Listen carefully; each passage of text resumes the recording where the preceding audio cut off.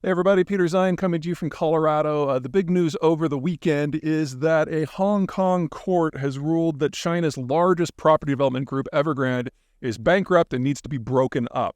This is something that the Chinese government has spent a lot of effort on the last 2 years not happening because, well, let me give you a little backstory. So there's two big things that dominate the Chinese economy. The first is something I call hyper-financialization, the idea that the government both de facto confiscates the savings of the citizen population so it can only go into projects funded by Chinese state banks, as well as massively expanding the money supply to a tune of like almost triple what we have here in the United States in order to make sure that there is plenty of cash sloshing around in the system so that banks can loan anything in any amount at low terms to anyone at any time. Because if they can do that, they can expand, and hire. And people who have jobs don't go on long walks in large groups together. It's a public stability, political control approach to finance. It's not about profit. It's about throughput, because throughput requires a lot of bodies. Anyway, that's the goal.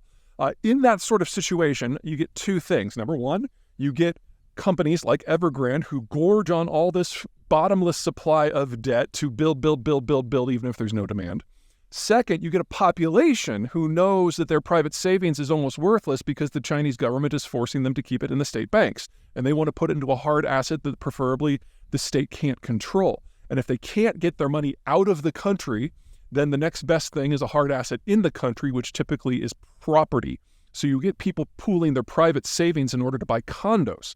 And each condo is typically owned by a different consortium of private individuals, making untangling it. Also, you have somewhere probably in the vicinity of 1.5 billion units in the country that have never been lived in, never will be lived in. So you're talking about 100% overbuild conservatively. Some estimates say it's as high as 3 billion, which is just so far beyond stupid. Anyway, Evergrande going down means that their debts aren't going to be serviced anymore, and the physical assets they have are going to be parceled up, and foreign investors are going to be coming in and seeing what bits that they can get. None of these things are things that the Chinese Communist Party would normally allow to happen. So, there's a couple ways that this can go. None of them are good.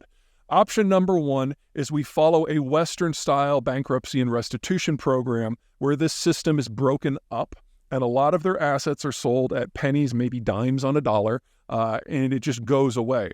If that happens, we will have a very clear idea of just how much the oversupply in the market is, and you can count on private citizens being up in arms. Probably, the best estimate I've seen out of China is that 70% of total private savings is wrapped up in real estate, and most of these assets are worth no more than 10 cents on the dollar. So if you have a fire sale of the single largest player, which controls 1/6 of the market, holy shit, things are going to get real very, very, very quickly. Option number two is that the Chinese step in and abrogate the Hong Kong ruling.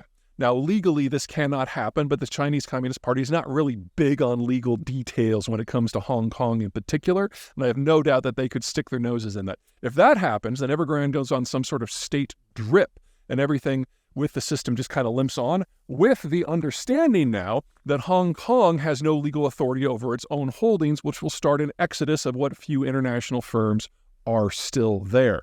Regardless how this goes, don't expect anything in the market to get better. This is not like, say, the TARP program that the United States put into place back in 2008 at the bottom of the subprime crisis, which kind of froze the market and put a floor under things and allowed for reforms and economic growth to eventually heal the damage of the subprime crisis. No.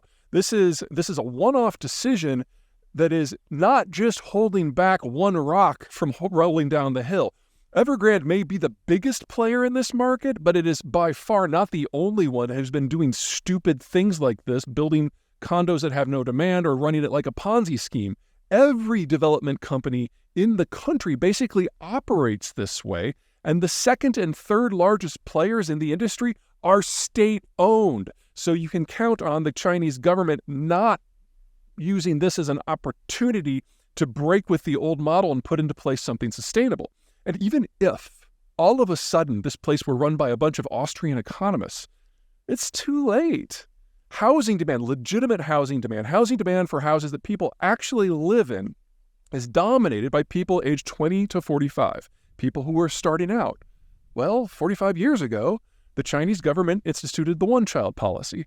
You combine that with the most rapid urbanization program in human history, and there are no longer enough people under age 45 to do anything that is consumption-led, including home buying.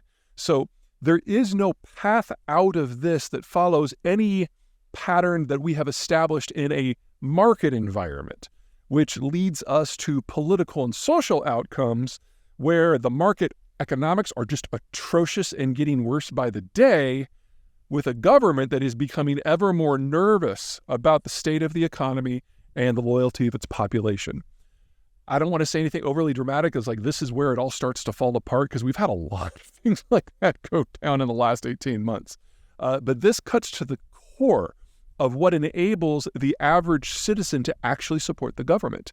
And there's no way we move forward from this without a lot of side damage.